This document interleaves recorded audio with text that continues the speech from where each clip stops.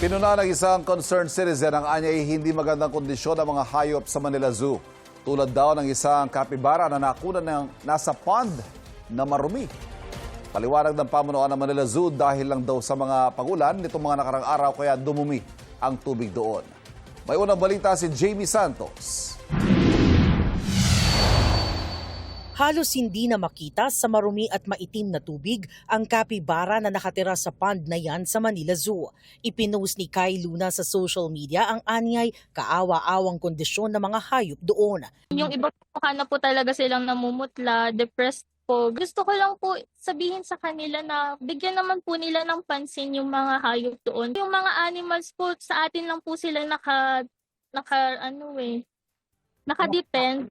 Depensa ng pamunuan ng Manila Zoo, dulot ng matinding pag-ulan ang maruming tubig sa pond ng mga kapibara na na-videohan ni Kai. Napuno ang tubig ng aming treatment plant so wala kami matapunan.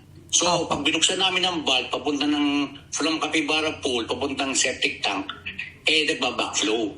Opo. So hindi muna namin binuksan at hinintay namin tumila ang ulan. At yun nga, medyo ang mga lupa na medyo napupunta sa pond ng kapibara. Dagdag niya, likas sa mga kapibara na dumumi sila sa mismong tubig.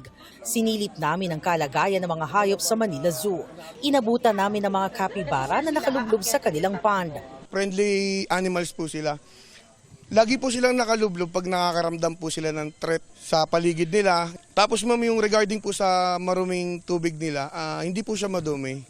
Ipinakita rin sa amin ang white Bengal tiger na si Kois. Ayon sa mga tagapangalaga, hindi malnourished ang tigre. May mga doktor po tayo na nangangalaga sa pagkain nila. Hindi so pwedeng patabain. Hindi rin po pwede kasi po magkakaroon sila ng mga sakit. Naging obese po.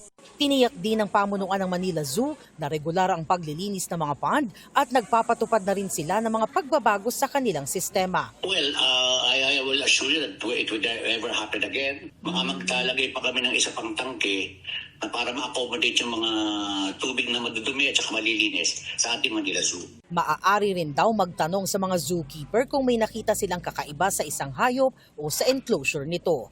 Ito ang unang balita. Jamie Santos, GMA News.